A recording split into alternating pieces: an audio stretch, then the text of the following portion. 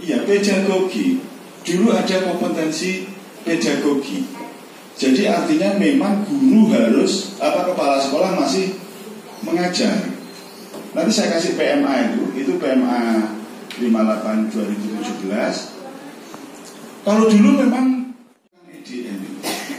Tahu ada EDM, penjelasan itu akan jelas yang akan diraih tahun depan kira-kira gimana.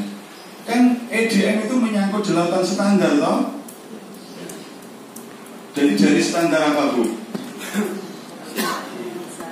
Lulusan. Ada perubahan itu. Sebenarnya untuk madrasah kami juga setiap tahun ada EDM terkait mungkin yang paling esensial itu yang jadi kendala di kami itu kan kegiatan-kegiatan ekstra ataupun kegiatan-kegiatan tambahan yang itu juga melibatkan orang tua dan juga pembimbing tentunya. Nah itu dan juga adanya regulasi undang-undang yang baru tentang muatan lokal atau apa. Nah itu kami adakan tiap tahun. Untuk sementara ini yang meng-IDM itu guru-guru kami ataupun tenaga pendidik dan kepala madrasah itu Pak. Dia sering juga ini. Cuman sekali lagi nggak ada kitab data rekamannya tertulis ini yang kita sangat kesulitan. Cuman saya punya buku aduan Pak. Jadi pokoknya kalau guru yang bermasalah itu yang saya tulis. Itu harus diingat-ingat. Jadi suatu saat ketika jenengan biar tahu ini itu kalau perkembangan alhamdulillah nggak pernah ditulis ini yang nggak adil, lele ditulis tapi yang nggak ditulis. Dan yang baik tolong Bapak Ibu, walaupun punya instrumen, jangan langsung di depannya loh ya.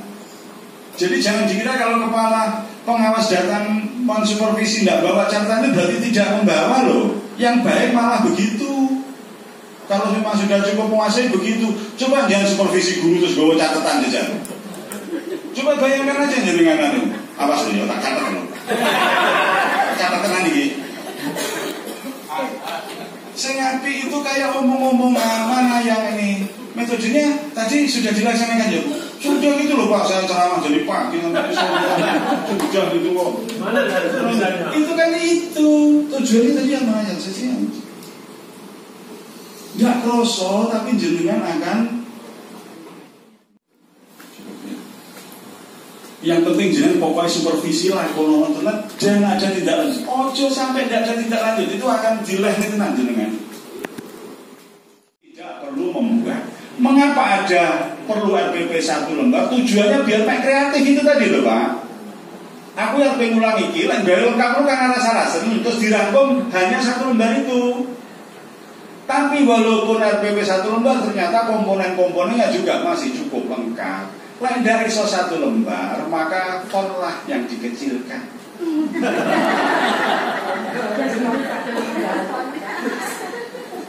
Jadi RPP itu yang penting wis genah gitu loh Pak ya, yang penting wis genah. Terus ujian nasional kan tidak ada Pak paling ya. Ujian nasional tidak ada, RPP bisa rodok nyaman. Ujian tidak ada, sekarang ujian kan bisa buat soal sendiri. Saya sudah cek di wilayah saya, tolong ini Pak Kepala betul-betul cek mutu soal. Mosok gawe dhewe. Nah, merdeka itu pengertiannya bukan saenake dhewe ya. Wah ini merdeka. Walaupun merdeka harus tetap mengambil dari SKL dulu. Dari standar kelulusan dulu. Terus ingat, nenggone SKL itu ada sampai C berapa yang diminta, kan begitu toh? Jajal Bu, gaya soal sih, tahu ngajar apa? Belum.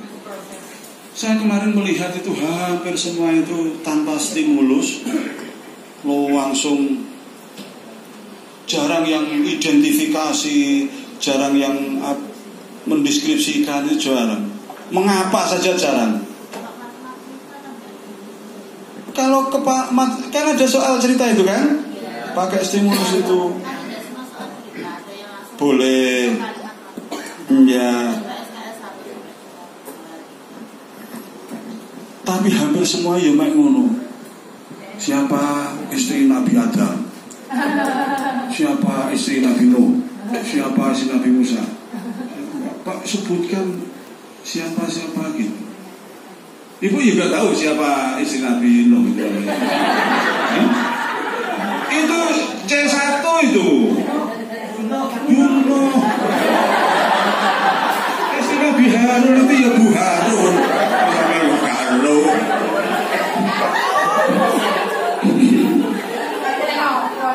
Ya, tenang ya Pak, dicek ya Pak ya. Ya tim di kecamatannya.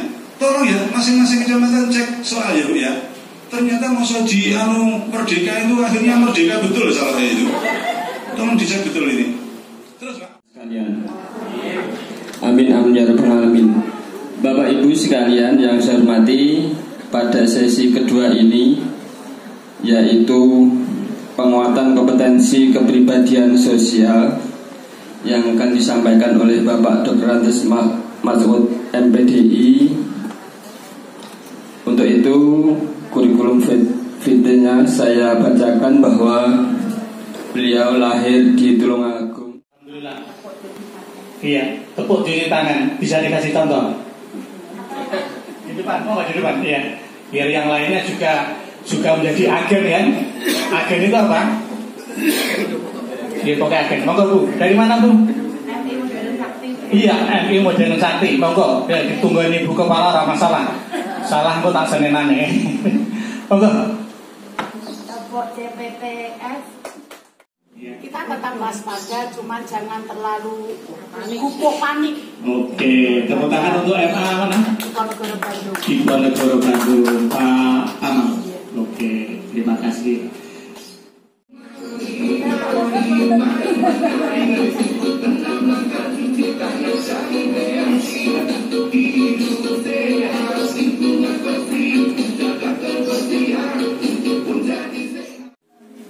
Alhamdulillah. Karena saya yakin Kementerian Agama, kita-kita yang ada di dalamnya ini masih bisa menjaga, masih bisa diberi amanah untuk memberikan, menyampaikan, mentransfer ilmu-ilmu kita kepada peserta didik. Bapak Ibu yang saya hormati, untuk identifikasi masalah yang pertama yaitu tentang perundungan atau bully. Faktor-faktor penyebab kurangnya penanaman akhlak atau budi pekerti sejak dini. Seperti yang kami sampaikan di awal tadi, jam per minggu. Kalau kita ada akidah akhlak, SKI dan lain-lain, ada 8 jam, sehingga alhamdulillah aman. Jadi akhlaknya sejak dini, insya Allah aman, insya Allah. Terhadap siswa, faktor penyebab menurut kami yang pertama mungkin penanaman akhlak siswa yang kurang. Yang kedua adalah faktor lingkungan. Faktor lingkungan ini bisa dari keluarga, masyarakat, serta pergaulan anak itu sendiri. Yang ketiga, penggunaan gadget yang berlebihan atau tidak sesuai dengan usia, yang mungkin tadi sudah dijelaskan oleh Ibu Isti. Terus anak mungkin sering melihat hal-hal kekerasan. Mungkin kalau tadi faktor di dalam keluarga, mungkin orang tuanya ada yang sampai KDRT seperti itu, atau mungkin melihat tayangan-tayangan dari televisi atau dari gadget, kemudian dari game yang tentang perkelahian itu wonten Bapak Ibu nggih. Itu tentang faktor penyebabnya. Kemudian solusi terhadap masalah.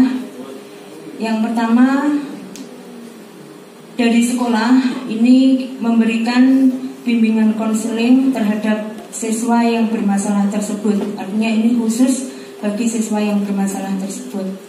Umumnya nanti akan diberikan sosialisasi ke siswa. Nggih pundi to sasana ingkang adi dosa Purwa ing maring sawiji adi luwih dosa 10 dening Purwa wiwitan.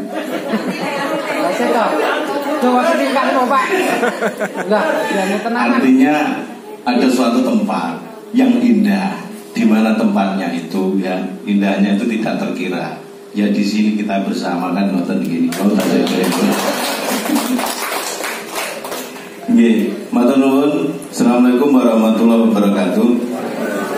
Ya, ini saya kira persoalannya sama dengan Bu Istiana sama yang pertama tadi. Oke, Bu Isti tadi gimana?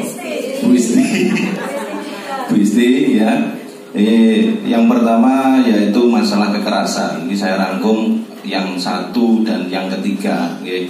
Itu terkait dengan kekerasan, baik kekerasan antar siswa, kekerasan antar guru, ataupun kekerasan antar guru dan siswa, kan begitu.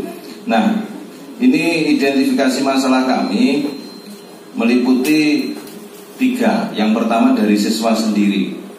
Ini yang sering terjadi antaranya yaitu siswa kurang sopan, karakter siswa yang keras ataupun mudah tersinggung, kemudian pengaruh lingkungan, pergaulan, kemudian kurang perhatikan guru, dendam antar siswa pribadi, rasa toleransi yang kurang, pendidikan agama yang kurang, problem keluarga ataupun pribadi. Itu dari siswa. Kemudian dari guru itu ada kesalahpahaman, kurang koordinasi ataupun musyawarah, jadi individualisme antar guru sehingga membuat blok. Oke, biasanya niki ibu-ibu sing sering ngeblok, blok A, blok B sampai ada 4 blok. Ngoten niku nggih. Nggih. Lho, kita kok guyu berarti ya iki. Jadi begitu.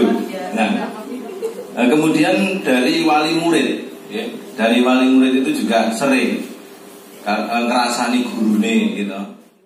Adalah kegiatan susur sungai di SMP Negeri 1 Sleman yang menewaskan 10 siswa SMP itu. Ya, faktor-faktor sebentar. Identifikasi masalah. Jadi 1, kegiatan susur sungai itu sebenarnya kegiatan yang bagus. Itu untuk mencegah banjir bandang. Di situ siswa untuk membersihkan sungai. Untuk identifikasi masalahnya, kenapa 10 santri bisa? Mungkin ini apa ya, kegiatan outbound ini ya. Kalau kita melihat memang itu sangat perlu kita lakukan memang, cuman kita harus teliti, kita harus waspada, kita tidak boleh lalai karena itu kegiatan yang sangat penting untuk mengenalkan anak kita terhadap lingkungannya masing-masing sehingga kita lebih akan cinta kepada tanah air kita.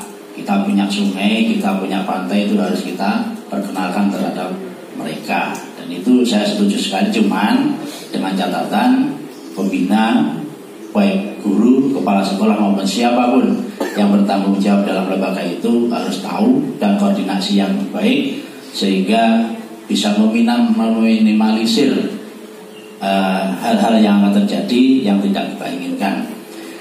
Kemudian permasalahan yang ada di sana yaitu mungkin jelas kurang komunikasi, yang kedua kelalaian, kemudian yang ketiga adalah kurang komunikasi dan koordinasi terhadap pengelola dari lingkungan setempat, minimal kepala desa atau Jogotirto kalau itu sungai ya. Mungkin di sana ada tempat-tempat yang berbahaya yang perlu kita hindari sehingga kita tahu lebih awal anak bisa kita giling. Dan tidak boleh lupa kita harus mendampingi awal hingga akhir karena kita yang merencanakan dan harus bertanggung jawab. Itu yang harus kita lakukan. Kemudian terkait yang kedua, apa tadi?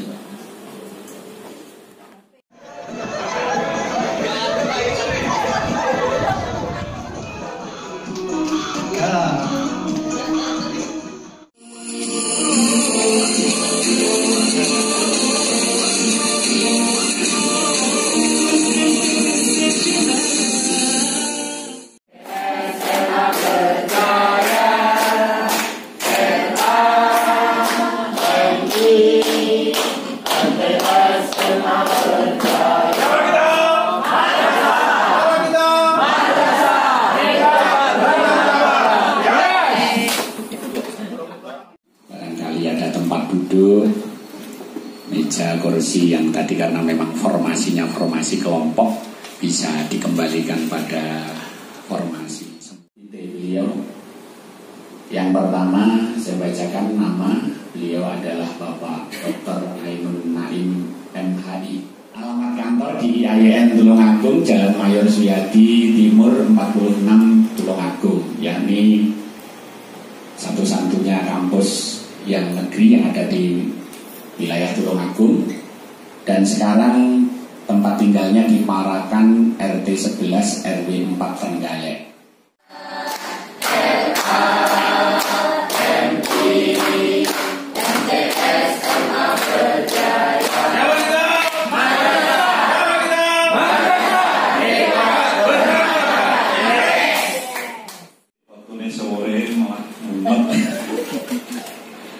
Saya akan mulai dari sesuatu yang sederhana saja, tidak mulai dari yang siswa kelas 2 iso gawe buku. Kok kepala madrasah karo calon ra iso? RA, siapa kita? Ora iso.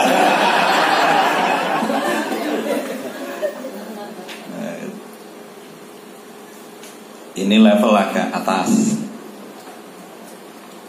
Judulnya Senarai Kisah Taruna Taruni.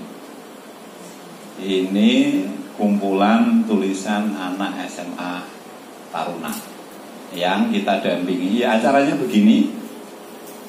PR setelah pelatihan ini, syarat mendapatkan sertifikat itu ngumpulin tulisan. Nah, tulisannya dibantu di kita hebat ini ya ngono. Buku yang bagus itu bagaimana? Kalau saya ditanya buku yang bagus itu bagaimana? Nomor 1, buku yang bagus adalah buku yang selesai ditulis. Larang disebut apik biasa gini Pak, saya itu ingin nulis buku ini. Biasanya ada yang mahasiswa yang konsultasi model, Mas, ya Pak, bukan laptopmu nggak nulisin aja coba ngomong. Contoh sederhana, buku itu pokoknya jenengan gaya 40 halaman, wis dadi buku. Soalnya ISBN ini online, bisa dicek secara online. Ini seorang guru di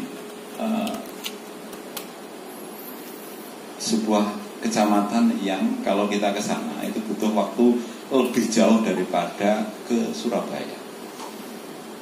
Di mana itu Panggul. Panggul di sana itu nulis apa? Madrasahku kini. Wijan lek jenengan wis ngilmune susuk. Kurangnya siji urung ditulis. Apa tadi sini coba nomor 1. Awal perjalananku, cerita bagaimana dia menjadi guru jenengan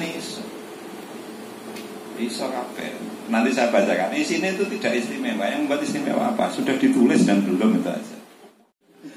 Ya intinya panjenengan itu bisa menulis. Saya yakin kan. Syaratnya 1. Lagi mulai serius sih ya. 1, panjenengan punya mindset, setting di pikiran bahwa menulis itu mudah. Itu nomor 1. Itu melakukan apapun termasuk menulis. Lain jenengan mikirin bahalu bakat nulis sih. Nulis ki angel loh. Angger lekas lalu kemudian balik lalu burine lintas. Cara menulis. Nanti saya akan ajak panjenengan praktek untuk membuat. Nomor 1, bikin buku, bikin tulisan apapun itu mindset. Nomor 2, tahu caranya. Nah, gimana caranya menulis? Oke, saya beri contoh dulu cara menulisnya. Biasanya sak paragraf itu mandek, terus cari ide. Bapak-bapak gula ide, nggak rokok itu lu cepet bakal rolah ide. Ngomong makan rokok, gula ide. Seminggu yang lalu sudah jadi. Nah, ini contohnya. kan ada di sini, sudah jadi. Editornya diabaikan. Nulis itu gampang. Caranya saya kasih contoh.